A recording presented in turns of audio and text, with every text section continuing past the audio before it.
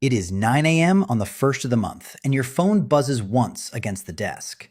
$100 sent. You do not look. You already know what it is, the way you know the sound of your own front door. $100 left your account towards something, and the not looking is the entire point. $100 is the amount too small to argue with. It is more than you would lose in a couch cushion and less than you would notice missing from a paycheck. So it lives in the narrow space where money goes to become invisible. You set it up once, on a Tuesday, between two other things you have since forgotten. Now it leaves on its own, every month, while you are doing something else. Hold that $100 in your mind. Because this is a story about the same $100 leaving on the same morning for 40 years, and about the two people it quietly decides you will become, neither of whom can see the other yet. You are 25. The buzz you just heard was an auto pay you set the night before. You opened an account, picked a fund that owns a small piece of every large company there is, and told it to take $100 on the first and ask you nothing. The screen says your balance is $100. It looks like a mistake. It looks like the float in a cash register, not the beginning of anything. There is no ceremony to it, no moment that feels like a decision, which is the strange thing about the most important financial choices. They almost never announce themselves. You close the app. The $100 is gone either way. You have only changed where it goes when it leaves.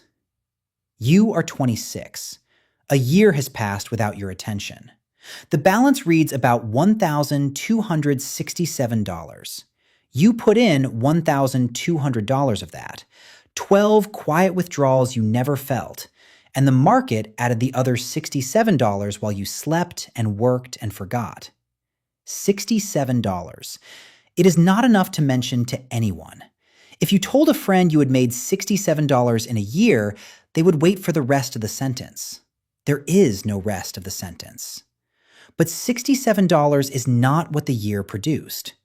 What the year produced was proof that $100 can leave your life every month and nothing breaks, that the rent still clears, that the emergencies still get handled from somewhere else, the way real emergencies always do. The $67 is the smallest part of year one. The proof is the rest of it. Down the hall, there was a man who started the same year you did. Same job, near enough the same paycheck. He also has $100 a month leaving his account on the first, though he would have to think to tell you where it goes. A slightly better phone plan, a parking spot closer to the door, a second streaming service, a third, a subscription to something he meant to cancel back in March. His $100 also disappears every month, reliably, on schedule. He simply pointed it somewhere that leaves no record. You and he are running the exact same experiment with the exact same money. Only the direction is different. Nobody, including the two of you, can tell yet that it will matter. You are 30, 5 years in. The balance is around $7,800. You contributed about $6,000 of it. The rest arrives out of nothing but time. One night you do the arithmetic and realize the $1,800 of growth is built entirely out of things you did not buy. Except it is not sitting in a landfill or the back of a closet.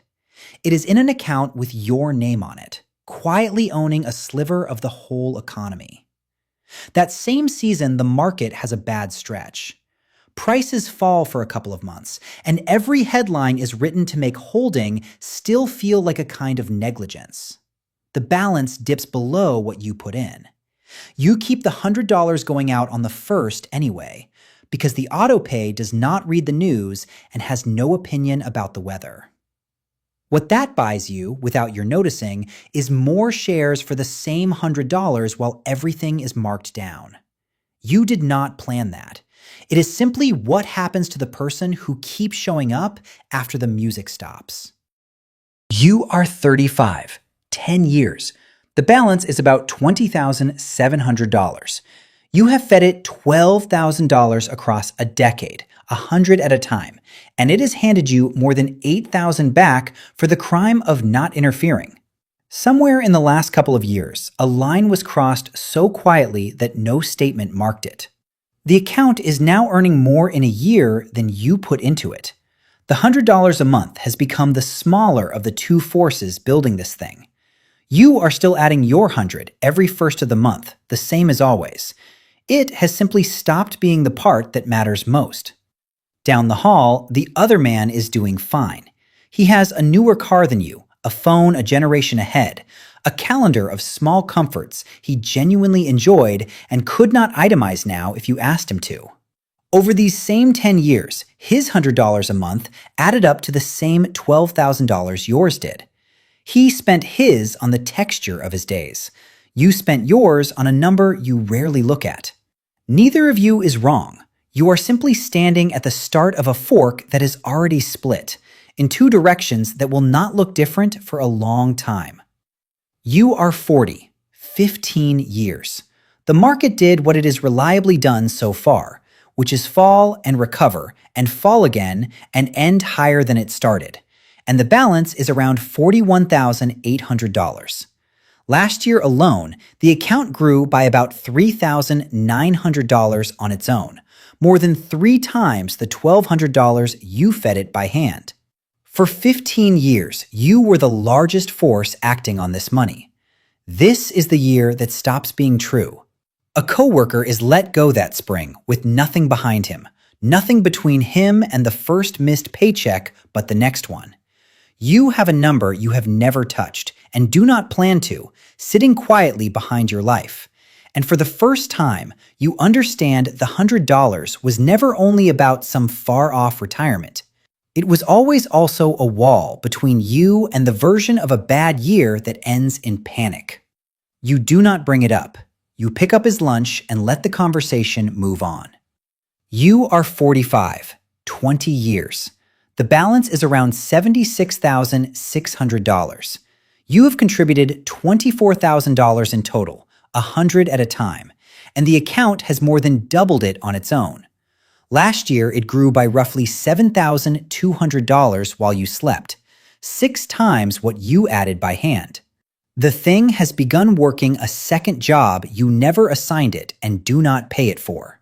You go to a wedding that summer, and the talk at the table is the usual ledger of who upgraded what: a watch, a lease, a kitchen. You drive the same paid-off car you have had for years, the one that owes you nothing. The man from down the hall is there. He still has the newer phone. He asks, half joking, whether that little app of yours ever amounted to anything. You tell him you stuck with it. He does not ask the follow-up, and you do not offer it. The $100 was never loud.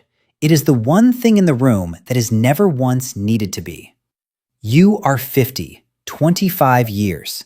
The balance is around $134,000. You have put in $30,000 across a quarter of a century. Last year, the account grew by roughly $12,600 entirely on its own, more than 10 times the $1,200 you contributed. You have become almost beside the point to your own wealth. The $100 still leaves on the first, out of habit now more than necessity, but the account would keep climbing for years if you stopped feeding it tomorrow. You read the headlines differently at this age. The ones about how most people your age have almost nothing put away, how the math no longer works for ordinary earners. You are an ordinary earner. You made an ordinary salary, paid ordinary rent, sat in the same traffic as everyone in those headlines. The only thing you did differently was refuse to spend $100 a month, quietly, for 25 years, and aim it at the plainest fund in existence. You are 55, 30 years. The balance is around $228,000.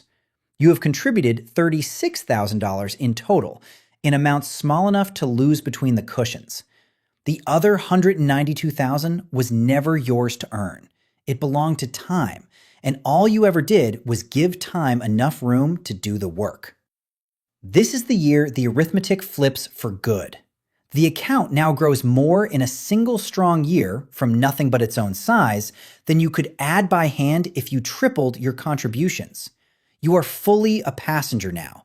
The thing you built is larger than the building of it ever was, and it no longer needs you for anything except your absence. You are 65, 40 years from the morning your phone first buzzed on the first of the month. The balance is about $637,000. The breakdown is the whole story, and it fits inside 3 numbers. Of that figure, the amount you actually contributed, $100 a month, every month for 4 decades, is $48,000. The other $589,000 is growth. Money you never earned, never worked an hour for, never felt leave, and never watched arrive. For every single dollar you put in, the year stacked roughly 12 more on top of it. You did not get lucky. You did not pick a winner. You did not time a single thing. You declined to spend $100 a month 480 times in a row and let the smallest serious amount of money there is sit in the plainest place you could find for the most time you had. That is the entire mechanism. There is no faster version of it being sold anywhere because the slowness was never a flaw in the plan. The slowness was the price, paid in a currency that takes 40 years to clear, and almost no one is willing to hold it that long. The man from down the hall retires the same year you do. Same job the whole way, same salary, a decent man who never missed a shift. Over 40 years, his $100 a month also added up to $48,000, the exact same money down to the dollar. He spent his on a parking spot and a better phone and 100 small comforts he enjoyed in the moment and cannot point to now. You and he stood at the same fork at 25, holding the same $100 habit on the same first of every month for 40 years. He retires with a lifetime of small pleasures and a pension. You retire with most of those same pleasures too, and also a number sitting behind your life like a silent partner you forgot you ever signed. There was never a single day the two of you split apart. There was only the same small answer, given again every month, until the answers stopped being choices and quietly became 2 different lives. Somewhere right now, it is 9 a.m. on the first of the month, and a phone is buzzing once against a desk. $100 is leaving an account towards something, and the person it belongs to is not looking, because $100 is not worth looking at. They are not doing anything wrong. $100 is nothing. That is the whole sleight of it. The amount too small to defend is the amount almost no one defends, which is the only reason it ever decides anything at all. You were never going to feel the $100 leave either way. You only ever got to choose what it was quietly turning you into while you were busy with something that felt more important. If you want to keep watching the math the rest of us were never shown, the quiet arithmetic running underneath the lives around you, subscribe before you go. This channel does not deal in motivation.